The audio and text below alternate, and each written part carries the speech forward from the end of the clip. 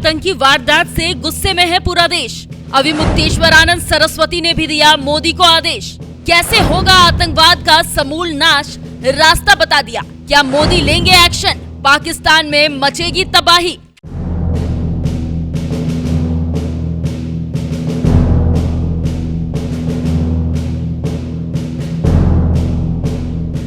हाफिज सईद, सैयद सलाहुद्दीन जैसे खूंखार आतंकवादियों को पालने वाले पाकिस्तान से कोई आतंकवादी भारत आए और धरती का स्वर्ग कहे जाने वाले कश्मीर के पहलगाम में दिन दहाड़े धर्म पूछकर हिंदुओं को मौत के घाट उतार दे। ये इतना भी आसान नहीं है, वो भी तब जब कश्मीर के चप्पे चप्पे पर सेना के जवान तैनात हो। लेकिन जब कश्मीर के कुछ पाक परस्त लोग ही दिल में भारत की बर्बादी की आग जलाए हो और पाकिस्तान से आए आतंकवादियों को पनाह दे, तब इसी तरह से पाकिस्तान से आए आतंकवादी धर्म पूछकर हिंदुओं को मौत के घाट उतारते हैं।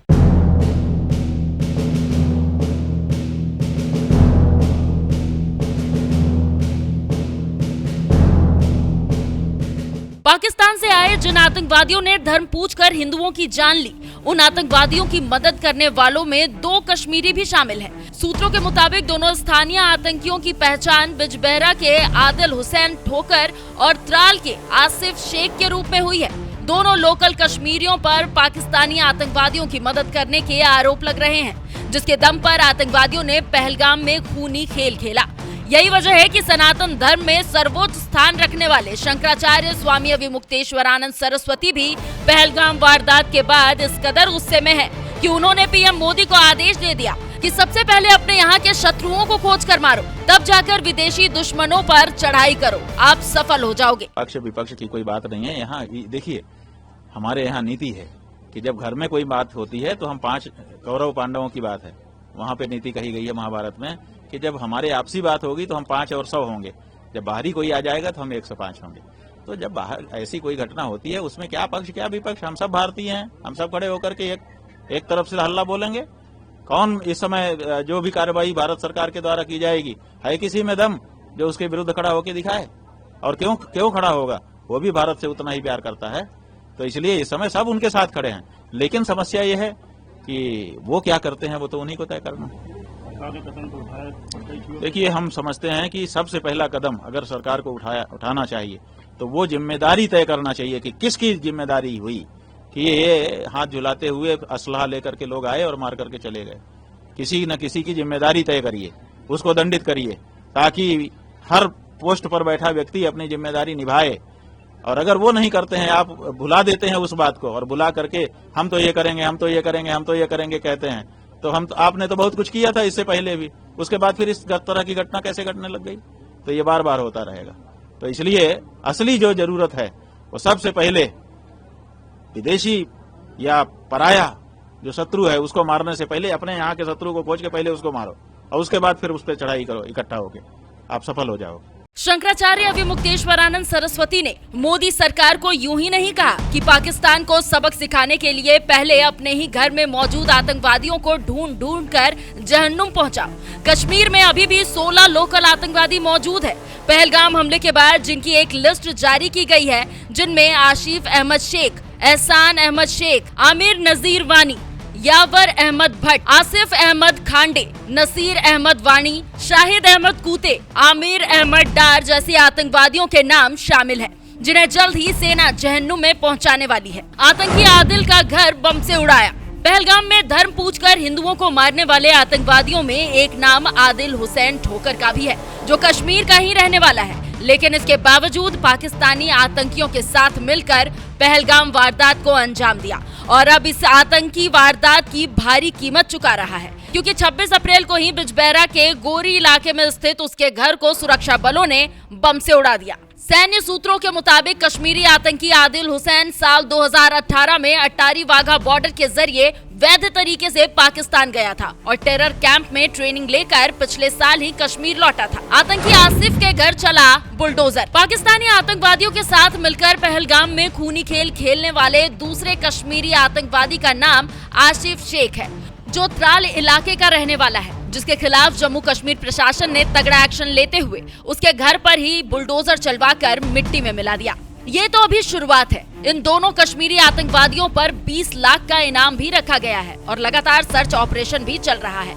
जिस दिन ये दोनों आतंकवादी सेना के हत्थे चढ़े, उनका पूरा हिसाब किया जाएगा, क्योंकि मोदी सरकार पहलगाम के दरिंदों को बख्शने के मूड में नहीं है। किसी भी कीमत पर उन्हें पाताल से भी ढूंढ निकालने का आदेश आ गया है। यही वजह है कि सेना से लेकर पुलिस तक लगातार एक्शन में नजर आ रही है। तो वहीं इसी बीच शंकराचार्य विमुक्तेश्वरानंद सरस्वती ने जिस तरह से पीएम मोदी को सबसे पहले अपने घर में छुपे दुश्मनों को ढूंढ ढूंढ कर जहन्नुम पहुंचाने की सलाह दी है, इस पर आपका क्या कहना है? अपनी राय हमें कमेंट कर जरूर बताएं। साथ ही कश्मीर के रहने वाले अशरफ आजाद ने इस मोदी सरकार और पहलगाम हमले पर क्या कुछ कहा, आइए आपको सुनाते हैं। मैं आपको सबसे पहले ये कहूँ कि जो पहलगाम में हुआ वो एक अफसोसनाक वाक़या हुआ। अच्छा।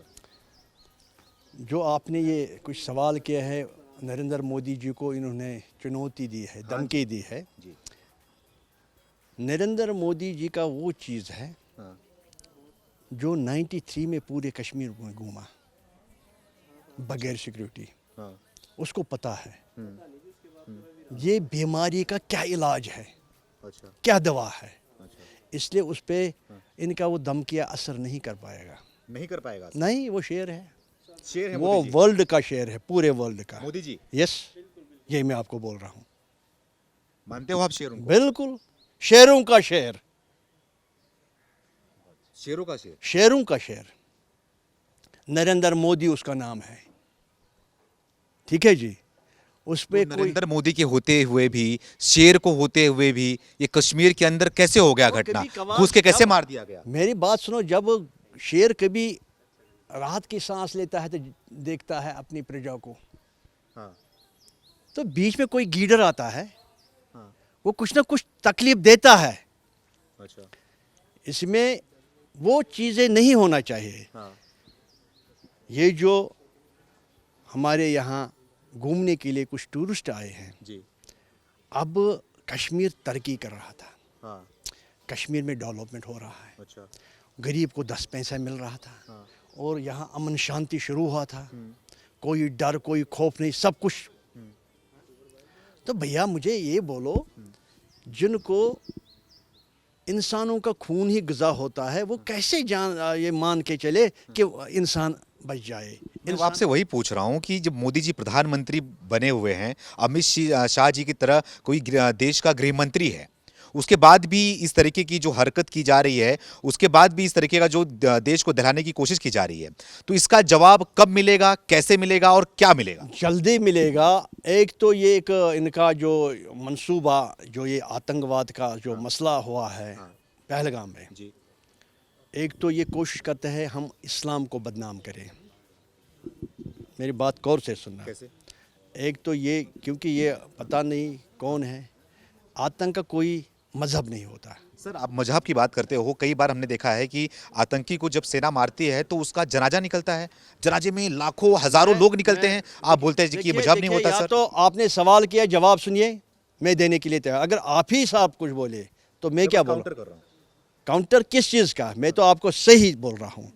यहाँ 35 साल से आतंक चल रहा, 35 साल से। जिस तरह परसों यहाँ कश्मीरी कौम निकल आए, कल ही परसों नहीं, कल ही निकल आए, कश्मीरी कौम निकल आए, हिंदू मुस्लिम सिख ईसाई हर कोई निकल आए। कश्मीर भारत है, भारत कश्मीर है, ये इनका नारा था। अच्छा। ये पाकिस्तान के लिए एक थप्पड़ था, आतंकवाद के लिए एक थप्पड़ था। उन्होंने बोला खून रिजी नामंजूर, कत्ल गैरत नामंजूर, आतंकवादी नामंजूर, सेपरेशनिस्ट नामंजूर। उन्होंने बाज़ाब्ता ये नारा दिया है। जब कौम ने ही नारा दिया है, कौन क्यों लगाए इसके तगड़ा? चाहे मीडिया वाले हो, चाहे कोई और हो, तगड़ा क्यों लगाए? जब कौम खड़ा हुआ है कि अब हम यहाँ आतंकवादियों को टिकने नहीं देंगे। जब कौम ही खड़ा हुआ, ये बाहर लोग नहीं मरे, बाहर के वाले लोग, ये हमारे अपने लोग, अपने मेहमान, इनको मारा है। जब कौम ही कह रहा है कश्मीर भारत है और भारत कश्मीर है, तो आप और मैं क्यों बीच में कोई टांग लड़ाए? या कोई और आ जाए टांग लड़ाने के लिए। जब कौम खड़ा होता है, सरकार कौन बनाता है? कौन बनाती है? तो आतंक के खिलाफ कौन खड़ा हुआ? कौम ही खड़ा हुआ। कल आपने देखा कहीं गाड़ी नहीं चली, कोई दुकान खुला नहीं, कोई कोर्ट खुला, कोई वो ना वो कुछ होता है ना वो छोटे छोटे वो बेचारे मजदूर, उन्होंने भी स्ट्राइक किया है, उन्होंने भी विरोध किया है। अब वकीलों ने विरोध किया है, जजों ने विरोध किया है।